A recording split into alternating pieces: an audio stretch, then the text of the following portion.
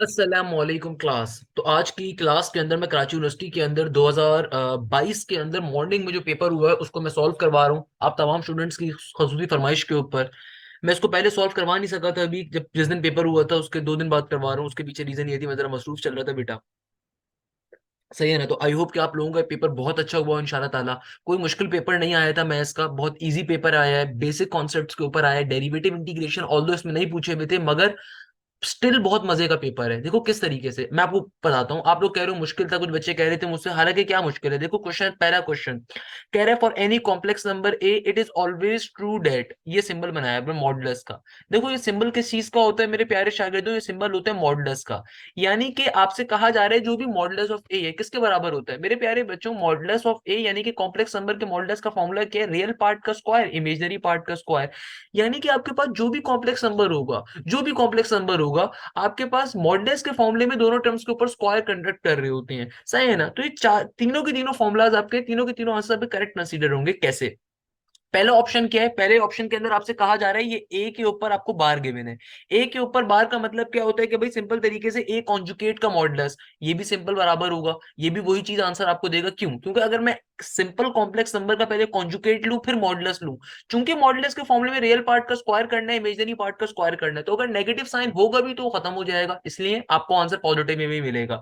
दूसरी वैल्यू आपको क्या गिवन थी? देखो नेगेटिव के ए का मॉडुलस। अगेन अगर नेगेटिव से आप अपने कॉम्प्लेक्स नंबर को मल्टीप्लाई करवाओ, ऑब्वियसली उसके साइन कन्वर्ट हो जाएंगे, मगर at the end of the day आप चूंकि मॉडुलस लोगे तो मॉडुलस के अंदर दोनों टर्म्स का स्क्वायर कंसीडर होगा, तो नेगेटिव वाली वैल्यू पॉजिटिव हो जाएगी।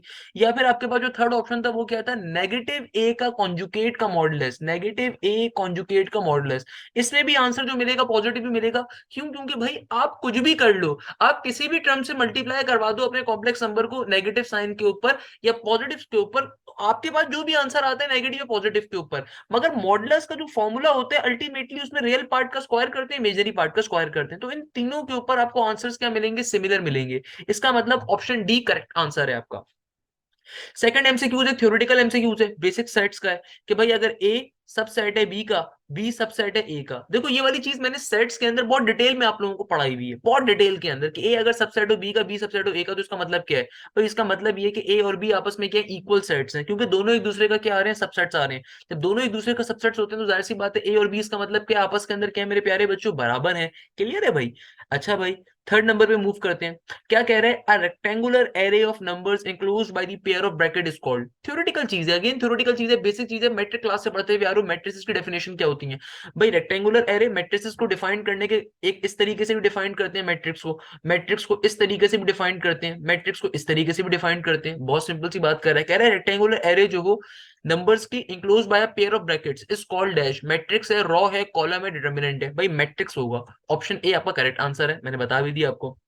नेक्स्ट एमसीक्यूज देखो भाई, ये तो बहुत आसान चीज है। बच्चे मुझसे कह रहे हैं इनसे डेरिवेटिव इंटीग्रेशन नहीं आया ये इस बार पेपर के अंदर। कोई मसले की बात नहीं भाई, अगर नहीं आया तो आपको खुश होना चाहिए ना कि मुश्किल वाली चीज नहीं आई, आसान चीज है। अब देखो क्वेश्चन नंबर 84, ये वो क्वेश्चन है जो आपको चौथा क्वेश्चन है, ये वो क्वेश्चन है जो बेसिक मैथ्स के ऊपर है, मतलब इसका ताल्लुक फर्स्ट और सेकंड ईयर से भी नहीं है। फॉर एग्जाम्पल यहाँ पे क्या कह रहे हैं कि अगर इक्वेशन आपको गिवन है ए एक्स स्क्वायर प्लस का बी एक्स प्लस सी, क्वाड्रेटिक इक्वेशन कब कहलाएगी? देखो ये बात मैं आपको कितनी बार बता चुका हूँ, दुनिया में कोई भी इक्वेशन क्वाड्रेटिक कब होती है, क्वाड्रेटिक के मायने क्या होते हैं, हाईएस्ट पावर का स्क्वायर में होना। हाईएस्ट पावर इस पूरी इक्वेशन में आपको कहां मिल रही होती है, यहां मिल रही होती है। यानी कि दुनिया में कोई भी इक्वेशन क्वाड्रेटिक उस वक्त तक रहेगी जब तक कि ये वाली टर्म एग्जिस्ट कर रही होगी ना। यानी कि सिंपल अगर क्वाड्रेटिक इक्वेशन है तो उसके अंदर क्वाड्रेटिक इक्वेशन कब तक रहेगी, जब तक ये वाली वैल्यू रहेगी। अगर इस वाली वैल्यू को खत्म कर दिया तो ऑब्वियसली इक्वेशन फिर क्या बन जाएगी, अगर मैं यहां से ये ए एक्स स्क्वायर को खत्म कर दूं तो इक्वेशन क्या बन जाएगी, बी एक्स प्लस का सी इक्वल टू जीरो। अब ये इक्वेशन क्वाड्रेटिक नहीं है, क्या कहलाएगी, लीनियर कहलाएगी। तो इसका मतलब क्या है, ए की वैल्यू कभी भी जीरो के बराबर नहीं हो सकती है। यानी कि A is not equal to zero, इसका मतलब क्या है कि भाई दुनिया में कोई भी इक्वेशन क्वाड्रेटिक उस वक्त तक रहेगी अगर ए की वैल्यू जीरो के बराबर नहीं है। अगर तो ए की वैल्यू जीरो हो गई तो फिर इक्वेशन क्वाड्रेटिक नहीं रहेगी। क्लियर है मेरा प्यारा बेटा। अच्छा बेटा अब देखिए क्वेश्चन नंबर 5 आपसे क्या कह रहा है। क्वेश्चन नंबर 5 यानी कि 85 हमसे क्या कह रहा है, if an equation is true for all the values of the variable then it is a conditional equation, identity, proper rational fraction या ऑल आर करेक्ट।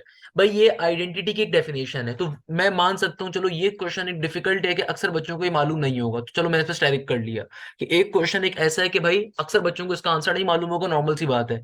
मगर अगेन इसको अगर थोड़ा सा पढ़ते तो इसको थोड़ा समझ सकते थे आप कि भाई आपसे कह रहे हैं एक ऐसी इक्वेशन जिसके अंदर तमाम वैल्यूज, ऐसी इक्वेशन जो कि ट्रू हो वैल्यूज ऑफ द वेरिएबल के लिए, तो क्या कहलाएगी। फॉर एग्जांपल मैं इसकी एक छोटी सी मिसाल दे देता हूँ। लेट सपोज मैं आपके सामने एक इक्वेशन लिखूं x plus y equal to two, सही है। मैं आपको कहता हूं कि भाई पहला ऑप्शन आपको गिवन है कि फॉर एग्जांपल x की वैल्यू टू, चलो मैं ऐसे करके लिख देता हूँ 2,0। ऑप्शन नंबर बी आपके पास है, ऑप्शन नंबर बी है 1,1 और ऑप्शन नंबर सी है 0,2 और ऑप्शन नंबर डी है आपके पास 4,-2। तो अगर आप गौर से देखो तो ये चारों के चारों ऑप्शंस इस पर्टिकुलर इक्वेशन को सेटिस्फाई करेंगे। ये पहला ऑप्शन भी सेटिस्फाई करेगा, 2,0 के ऊपर भी 2 इज इक्वल टू 2 मिलेगा, 1,1 रखने पे भी 2 इज इक्वल टू 2 मिलेगा, 0,2 रखने पे भी 2 इज इक्वल टू 2 मिलेगा। और ना सिर्फ ये बल्कि आपके पास 4,-2 रखने के ऊपर भी आपको 2 इज इक्वल टू 2 मिल रहा होगा। यानी कि इन तमाम की तमाम पर्टिकुलर वैल्यूज को रखने के ऊपर आपको इक्वेशन ये सेटिस्फाई कर देगी। इक्वेशन क्या कर देगी, हमें सेटिस्फाई कर देगी। तो आपने बस इस चीज को अपने जहन में रखते, तो अगर आप इस चारों ऑप्शंस को देखो कि भाई कंडीशनल इक्वेशन है, नहीं ये कंडीशनल इक्वेशन नहीं है, कोई स्पेशल इक्वेशन नहीं है, ऐसी बहुत सारी इक्वेशन हो सकती हैं। क्या रैशनल फ्रैक्शन के अंदर फ्रैक्शन है, नहीं ऐसा भी नहीं है, बिल्कुल भी ऐसा नहीं है भाई। क्या ये आइडेंटिटी है, बिल्कुल आइडेंटिटी है, क्योंकि आइडेंटिटी की डेफिनेशन के तौर पे लिखा जाता है। कैसे आइडेंटिटी होती है, वो चीज है जिसके अंदर आप जब वैल्यू को प्लॉट करो आपको वापस से आपकी ओरिजिनल चीज मिल जाए। तो आइडेंटिटी की प्रॉपर डेफिनेशन के तौर पे आते हैं। तो अगर आप इसको थोड़ा सा जहन में लेकर आते तो भाई ये चीज हमने ग्रुप्स के टॉपिक में पढ़ी हुई है, ये नॉर्मल सी बात है जो आप मैट्रिक क्लास से पढ़ रहे हो। आइडेंटिटी होती क्या है कि आप उस वैल्यू के अंदर इनपुट दो, आपको वापस से ओरिजिनल चीज मिल जाए। यानी कि मैं अपने जो भी इनपुट दूंगा मुझे वापस से क्या मिल जाएगा, टू ही मिलेगा। मैं जो भी इनपुट दूंगा मुझे क्या मिलेगा, टू ही मिलेगा। अच्छा तो भाई अब देखिए क्वेश्चन नंबर ये 86 हमसे क्या कह रहे हैं, छठा क्वेश्चन ये कहता है अर्थमेटिक मीन बताओ अंडर रूट 2 और 3√2 के दरमियान। यानी कि इन दोनों के दरमियान हमें क्या फाइंड करना है, अर्थमेटिक मीन की वैल्यू को। बहुत सिंपल सा क्वेश्चन है, अगेन कोई मुश्किल चीज नहीं है, ये बहुत बेसिक सी चीज है। आपको एक गिवन है एक्सट्रीम वैल्यू √2 और दूसरी एक्सट्रीम वैल्यू गिवन है 3√2, इनके दरमियान का अर्थमेटिक मीन निकालना है। तो भाई सिंगल अर्थमेटिक मीन का सिंपल सा फॉर्मूला क्या होता है, A plus B divided by two. A की वैल्यू क्या है, √2 प्लस का साइन 3 √2 एज इट इज का एज इट इज डिवीजन में आ जाएगा 2। तो क्या बन गया, √2 प्लस 3√2, ये हो जाएगा सिंपली 4 √2 डिवाइडेड बाई 2। तो 2 1 2, 2 2 4, तो आपके पास फाइनली आंसर क्या आ जाएगा, 2√2। क्या आंसर आ जाएगा मेरा बेटा, 2 √2 हमारा फाइनली आंसर होगा। अच्छा एक चीज और, आपको अगर यहाँ पे देखो कहीं पे भी 2 √2 नहीं दिख रहा, कोई परेशानी की बात नहीं है, बिल्कुल भी मसले की बात नहीं है। आप लोगों ने कॉन्सेप्ट पढ़ा हुआ है रैशनलाइजेशन का। रैशनलाइजेशन का मतलब क्या है कि मैं इसी √2 से मल्टीप्लाई डिवाइड करवा देता हूँ, यानी कि मेरे पास जो आंसर आ रहा है ना इससे मैं √2 से क्या करवा देता हूँ, मल्टीप्लाई डिवाइड। तो आइए देखते हैं उससे क्या बनेगा। देखो ऊपर 2 का 2 एज इट इज रहेगा, जब ये √2 से मल्टीप्लाई होगा तो 2 2 क्या हो जाएगा, √2 √2। जब दो रूट्स आपस में मल्टीप्लाई हो और उनके अंदर वाली वैल्यू सेम हो तो अंदर वाली वैल्यू एक ही बार लिखी जाती है, नीचे √2 का √2 एज इट इज। तो बेसिकली ये क्या बन गया, ये बन जाएगा 4 डिवाइडेड बाय अंडर रूट 2। क्या बन जाएगा, 4 डिवाइडेड बाय अंडर रूट 2। तो गौर से देखिए क्या हमारे पास 4 बाय अंडर रूट 2 मौजूद है, बिल्कुल मौजूद है। तो करेक्ट आंसर क्या है इस क्वेश्चन का, option number B correct answer है। अच्छा भाई, अगला क्वेश्चन देखिए क्या कह रहा है। देखो कितना आसान सा पेपर है, आप लोग कह रहे थे मुश्किल है भाई, क्या मुश्किल है इसके अंदर। A person can be seated at a round table in dash ways. भाई राउंड टेबल है, राउंड टेबल मैंने आपको सर्कुलर परमुटेशन पढ़ाई हुई है। टोटल 5 बंदे हैं, तो भाई सर्कुलर परमुटेशन का फॉर्मूला क्या होता है, n-1 फैक्टोरियल। तो क्या बन जाएगा, 5 - 1 4 फैक्टोरियल इसका आंसर होगा। 4 फैक्टोरियल क्या होता है, 24 होता है, तो विद इन सेकंड आंसर आ गया 24। कोई मसले की बात नहीं है। अगला क्वेश्चन देखिए क्या कह रहा है। अगला क्वेश्चन कह रहा है 1630 इज इक्वल टू। अच्छा अब देखो ये कॉन्सेप्ट भी बड़ा मजे का है और हम लोगों ने डिस्कस भी करा हुआ है। इनफैक्ट इसमें कोई मुश्किल चीज नहीं है कि अगर मैं आपसे कहता हूं कि फिलहाल आपको गिवन है 16 डिग्री और 30 मिनट्स, आपसे कहा जाता है इसको डिग्री की फॉर्म में कन्वर्ट करना है। मैं इन तमाम चीजों को रब कर देता हूं। तो मेरे प्यारे शागिर्दों कैसे करोगे भाई, बहुत सिंपल सी चीज है। देखो 16 वाली टर्म एज इट इज की एज इट इज रहेगी। मिनट्स से डिग्री में कैसे जाते हैं, सिंपल तरीके से 30 डिवाइडेड बाय, एक डिग्री में कितने मिनट्स होते हैं, 60 होते हैं, तो 30 डिवाइडेड बाय 60 हो जाएगा। तो बेसिकली क्या बन गया, ये बन जाएगा 30/60। 3 1 3, 3 2 6, तो बेसिकली क्या बन गया, प्लस का 1/2। 1/2 क्या होता है भाई, 1/2 कहते हैं हाफ, यानी कि 0.5 को। तो आंसर क्या आ जाएगा आपका, 16.5 डिग्री। यानी कि 16 डिग्री 30 मिनट्स को आप किस तरीके से डिग्री में कन्वर्ट करोगे, बेसिक वे में कर लोगे। तो आंसर क्या होगा, ऑप्शन नंबर ए आपका करेक्ट आंसर था। इसमें भी कोई प्रॉब्लम मुझे नहीं दिख रही भाई, कोई मुश्किल चीज, कोई ऐसी चीज को आपको ना आती हो। इसी तरीके से देखिएगा हमारे पास जो नेक्स्ट क्वेश्चन आ रहा है उसमें आपको स्टेटमेंट गिवन है 4 की पावर n ग्रेटर देन 3 की पावर n प्लस का 4। मतलब अगर इस क्वेश्चन में फंस गए ना तो इसका मतलब आपको बेसिक मैथ्स मतलब बिल्कुल नहीं आती, खत्म है। भाई ऐसे क्वेश्चन को कैसे सॉल्व करोगे, बहुत बेसिक सी चीज है यार। आपको एक बेसिकली क्वेश्चन गिवन है, आपसे कह रहा है कि इसको सिंप्लीफाई करना है, कैसे करोगे। देखो मेरे प्यारे शहजादे, आपको यहाँ पे n की वैल्यूज गिवन है, आपने बारी बारी n की वैल्यू डालनी है। इस पे जो भी सेटिस्फाई इसको कर रहा होगा वो आपका करेक्ट आंसर होगा। बेसिक थिंग है भाई, ये बेसिक चीज है। क्लियर है मेरा बेटा। बेटा आपने सिंपल तरीके से यहाँ पे करना है, क्या है, एन की वैल्यू को बारी बारी एक्सप्रेशन में प्लॉट करना है और जिसके ऊपर आपकी इक्वेशन सेटिस्फाई हो जाएगी वो आपका आंसर होगा। फॉर एग्जाम्पल, अगर मैं सबसे पहले ऑप्शन ए यहाँ पे पुट करूं, एन की वैल्यू 0, तो क्या बन जाएगा, 4 की पावर 0, 3 की पावर 0 प्लस का 4। दुनिया में किसी भी टर्म की पावर 0 होने का मतलब क्या है, 1। 3 की पावर 0 1 प्लस का 4, क्या ये इक्वेशन सेटिस्फाई हो रही है, नहीं। क्या 1 बड़ा होता है 4 से, नहीं। इसका मतलब ऑप्शन ए आंसर नहीं हो सकता। एन की वैल्यू 1 डाल के चेक कर लेते हैं भाई। एन की वैल्यू अगर मैं 1 डालता हूँ तो 4 की पावर 1 भी हो जाएगा। 3 की पावर 1, 3 का मतलब 3 रहेगा। 3 की पावर 1 यानी कि 3 का 3 एज इट इज है। 3 + 4 क्या हो जाएगा, 3 + 4 आपके पास होता है 7। क्या 4 बड़ा होता है 7 से, नहीं। यानी कि n इज इक्वल टू 1 भी नहीं हो सकता। ओके, आगे मूव करते हैं। ये जो ऑप्शन है इसको देखिए, n ग्रेटर देन 2 और इक्वल टू 2। ग्रेटर और इक्वल टू 2 का मतलब क्या है, n की वैल्यू या तो 2 से बड़ी है या 2 के बराबर है। तो आइए पहले 2 डाल के चेक कर लेते हैं। 4 का स्क्वायर, यहाँ पे क्या हो जाएगा, सिंपली 3 का स्क्वायर प्लस का 4। ओके, 4 का स्क्वायर क्या होता है, 16, सही है ना। 3 का स्क्वायर 9, 9 + 4 क्या हो जाएगा, 9 + 4 13 होता है। क्या ये सही चीज है, सही जुमला बन रहा है, बिल्कुल सही बन रहा है। क्या 16 बड़ा होता है 13 से, बिल्कुल सही बात है। 16 इज ग्रेटर देन 13, बिल्कुल सही है। कोई और नंबर डाल के चेक कर लीजिए 2 से बड़ा, तब भी प्रूफ करेगा। इसका मतलब करेक्ट ऑप्शन कौन सा है, option number C is your correct answer. इसी तरीके से आपके पास आ रहा है क्वेश्चन नंबर 90, जो कि यानी कि एमसीक्यूज नंबर 10 मैथ्स के पोर्शन का। क्या कह रहा है, कहता है cos π/2 माइनस का beta is equal to dash. भाई बहुत बेसिक सी चीज है, मतलब अगर मेरे शागिर्द और इस क्वेश्चन को सॉल्व नहीं कर सके तो मैंने तो इसकी शॉर्ट ट्रिक भी आप लोगों को सिखाई हुई है। π/2 का मतलब क्या होता है, 90 डिग्री, यानी कि cos 90 माइनस का बीटा गिवन है आपको। cos 90 माइनस का बीटा क्या होगा, मैंने क्या बताया था भाई। सबसे पहला काम, अपना रेफरेंस एंगल देखो। सीधी लाइन से लेटी हुई लाइन से देखो, कौन सी लाइन से, वर्टिकल लाइन से। वर्टिकल लाइन का मतलब क्या, कॉस को कन्वर्ट कर दोगे साइन के अंदर, कॉस को किस पे कन्वर्ट कर दोगे, साइन के ऊपर। जो भी यहाँ पे एंगल आ रहा है वो एंगल आपका एज इट इज लिख दिया जाएगा। अब देखो एग्जामिनर आगे क्या कह रहा है, आगे कह रहे हैं 90। अब देखो ये पॉजिटिव होगा नेगेटिव होगा। 90 माइनस के बीटा का मतलब क्या है, 90 माइनस बीटा का मतलब क्या है, आपका एंगल लाई कर रहा है फर्स्ट क्वाड्रेंट में। फर्स्ट क्वाड्रेंट के अंदर कॉस पॉजिटिव होता है कि नेगेटिव होता है, सर पॉजिटिव होता है। तो इसका मतलब करेक्ट आंसर क्या होगा, प्लस का साइन बीटा। मैंने बहुत डिटेल में सारे कॉन्सेप्ट आप लोगों को दिए हुए, तो आप लोगों के लिए तो बच्चों वाली चीज होनी चाहिए मेरे प्यारे शागिर्दों।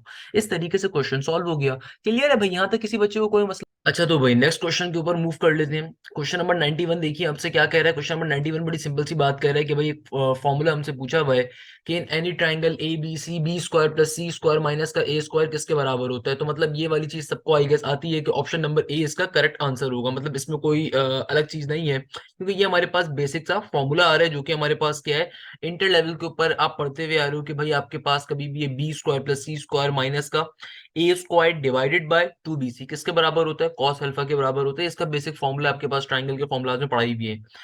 क्वेश्चन नंबर 93 के अंदर, अच्छा 91 में हमसे एक और बात कर रहा था, सॉरी 91 मैंने मिस कर दिया। कहा जा रहा था graph of the trigonometric function of dash.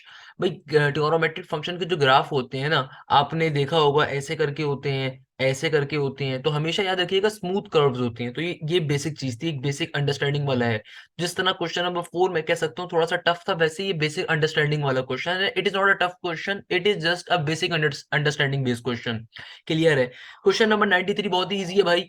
आपसे कह रहे हैं कि डोमेन बताओ साइन एक्स की। साइन एक्स की डोमेन क्या होती है, 1 से लेके -1 तक, या फिर -π/2 से लेके +π/2 तक। देखो ये तो बेसिक चीज है, मतलब इसमें कोई मुश्किल चीज है नहीं, ये आपको याद होनी चाहिए कि भाई साइन एक्स की डोमेन क्या होती है, -1 से लेके +1 तक, या फिर -π/2 से लेके +π/2 तक। अच्छा, क्वेश्चन नंबर 94 एक मजे का क्वेश्चन है। क्या कह रहे हैं, कह रहे हैं साइन एक्स की वैल्यू अगर हाफ है तो बताओ आंसर क्या होगा। अब देखो ये क्वेश्चन कहना क्या चाह रहा है। अगेन अगर मेरे शागिर्दों आपसे क्वेश्चन सॉल्व हो जाना चाहिए था। आपको मालूम है कि भाई आपको क्वेश्चन में देखो गिवन क्या है, साइन एक्स की वैल्यू हाफ गिवन है। सबसे पहले आप यहाँ से एंगल फाइंड कर लो, कैसे निकाल लोगे कि भाई एक्स की वैल्यू क्या होगी। अगर मैं क्वेश्चन में मुझे गिवन है साइन एक्स की वैल्यू हाफ गिवन है, तो एक्स की वैल्यू कैसे निकालूंगा मेरा बेटा। एक्स की वैल्यू निकालने के लिए सिंपल तरीके से साइन को दूसरी तरफ भेजूंगा तो वहां पे जाके साइन इनवर्स हो जाएगा। तो साइन इनवर्स की वैल्यू क्या आ गई, हाफ। साइन इनवर्स हाफ किसके बराबर होता है, मैंने आप लोगों को याद करवाया था, ये होता है π/6 के बराबर। तो देखो चारों ऑप्शंस में से π/6 इसके पास आ रहा है, इसके पास आ रहा है। अब आपको π/6 मिल गया, यानी कि आप करेक्ट आंसर कौन सा है, ऑप्शन नंबर सी है। एक चीज तो आपको पता चल गई, मतलब बहुत ही बेसिक चीज है। 5π/6 कैसे आ रहा है भाई, सिंपल तरीके से आपसे कहा यह जा रहा है इस क्वेश्चन के अंदर कि यार साइन एक्स की वैल्यू हाफ है, और आपको जो रेंज गिवन थी वो रेंज कितनी गिवन है, 0 से लेके पाई के दरमियान। यानी कि आपको एक आंसर आपने निकाल लिया π/6। अब दूसरा आंसर कैसे निकालोगे, दूसरा आंसर निकालने के लिए सिंपली 180 में से 30 को माइनस कर दो, आपके पास आंसर आ जाएगा। क्लियर है मेरा प्यारा बेटा, 180 में से 30 को माइनस कर दो, सिंपल तरीके से आपके पास आंसर आ जाएगा, 5π/6 आ जाएगा। तो इस तरीके से दूसरा आंसर 5π/6 आ रहा था। वैसे इस क्वेश्चन को आपको 5π/6 निकालने की जरूरत नहीं थी, उसके बगैर भी कर सकते थे। भाई आपने सिंपल साइन इनवर्स हाफ किया, π/6 आ गया। π/6 देख लो कहीं और आ नहीं रहा, इसका मतलब correct option option number C ही था। अच्छा भाई, अगला क्वेश्चन हमसे क्या कह रहा है, टेंजेंट इनवर्स √3। अगेन ये बहुत बेसिक सी चीज है भाई, टेंजेंट इनवर्स √3 किसके बराबर होता है। मतलब हम लोगों ने सारी बातें डिस्कस करी हुई है, मैंने आपको एक बेसिक शॉर्ट ट्रिक बताई हुई थी। भाई टेंजेंट इनवर्स √3 बराबर होगा π/3 के, 60 डिग्री के बराबर होता है। टेंजेंट इनवर्स √3 किसके बराबर होता है, 60 डिग्री के। 60 डिग्री का मतलब क्या है, सिंपली π/3, पॉजिटिव का π/3, सही है ना भाई। 3 6 18 π/3 होगा, तो इसको कन्वर्ट कर लीजिए, π/3 आंसर होगा पॉजिटिव के अंदर, आंसर आ गया। अच्छा भाई, क्वेश्चन नंबर 96 देखिए। अगेन मतलब आप लोग कह रहे हो पेपर मुश्किल है, मुझे बताओ मेरा बेटा इस पेपर में क्या चीज मुश्किल है। क्वेश्चन नंबर 96 जो आ रहा है इसके अंदर भी सारी की सारी नोटेशंस ये वो जो हमने पढ़ी हुई हैं भाई, ट्रिगोनोमेट्री के अंदर डिटेल में सारी बातें मैंने आपसे डिस्कस करी हुई है। इस क्वेश्चन के अंदर क्या है भाई, आपसे कहा जा रहा है कि small are capital R one का रेशो ये क्या चीज है। गलती से अगर आपको याद हो सर्कम रेडियस, इंस्क्राइब्ड रेडियस और इन सर्कल का रेडियस, तो ये उन सब का रिलेशन है। मैंने ये एमसीक्यूज हमेशा पढ़ाता हूँ, हमेशा पढ़ाया हुआ है आप लोगों को भी। तो इसका सिंपल आंसर क्या होता है भाई, 1:2:3 के बराबर होता है। इस तरीके से आपने इसको अपने जहनों में बिठा लेना है कि क्या चीज आ गई आपके पास, आंसर क्या आ गया, 1:2:3। अच्छा, इस एमसीक्यूज के अंदर दो चीजें बड़ी मजे की हैं, ये आप लोगों के लिए भी अपने जहन में बिठा लिएगा ताकि कल को जिंदगी में जरूरत पड़े आपको मालूम होना चाहिए।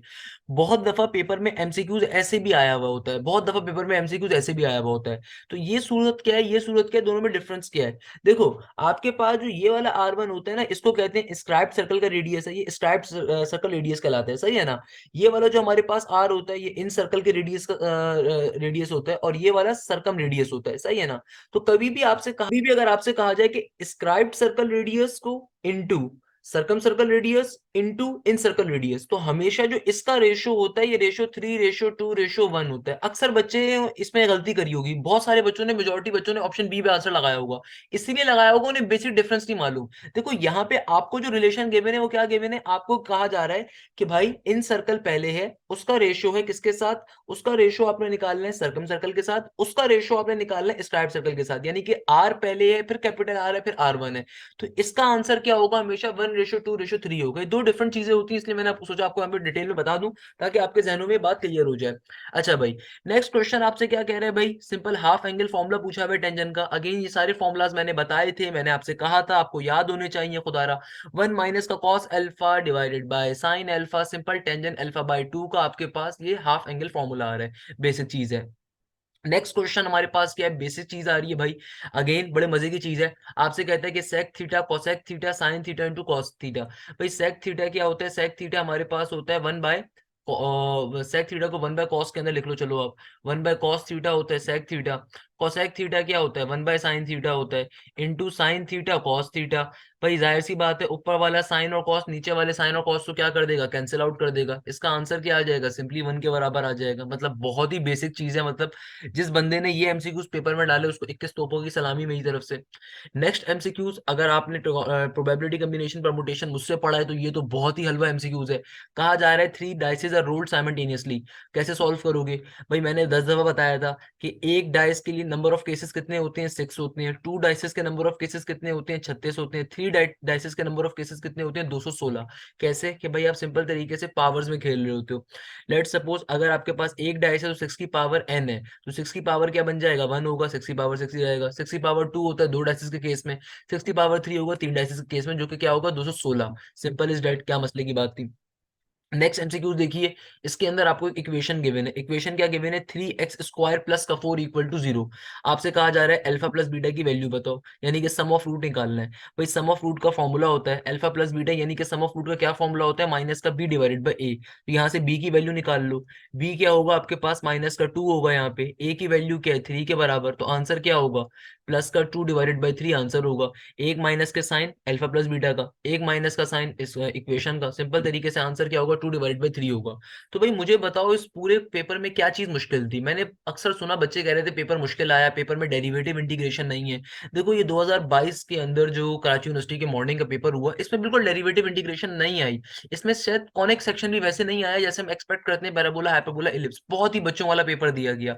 थ्योरेटिकल पेपर था मेजोरिटी, थ्योरेटिकल भी आसान पेपर था, सिवाय एक आध एमसीक्यूज के मेरे नजदीक कोई चीज मुश्किल नहीं है। तो कमेंट सेक्शन में आप तमाम लोग अपने आंसर्स मुझे जरूर बताइएगा कि भाई आपके कितने आंसर्स करेक्ट हुए, कितने सही हुए। और मुझे जरूर बताइए कि इसमें क्या मुश्किल आती, मतलब अक्सर बच्चों से मैंने सुना कि अक्सर जो मेरे स्टूडेंट्स थे उन्होंने आके मुझे बताया सर पेपर बहुत मुश्किल था। मुझे बताओ पेपर में क्या चीज मुश्किल थी भाई। अगर डेरिवेटिव इंटीग्रेशन या कॉनिक सेक्शन नहीं आया तो ये तो अच्छी बात है ना, कि वो आपकी एक टाइम टेकिंग चीज कम हो गई। बाकी जितने भी क्वेश्चंस थे बाखुदा ये जो क्वेश्चंस हैं 10 से 15 मिनट में सॉल्व करने वाले थे, इसमें और कोई मुश्किल नहीं थी इसके अंदर। तो काइंडली कमेंट सेक्शन में अपने मार्क्स जरूर मुझे बताइएगा। I will be waiting for that thing. जजाक अल्लाह, thank you so much. Hashim Zia signing off. मुझे बहुत सारी दुआओं में याद रखिएगा। Hashim Zia signing of.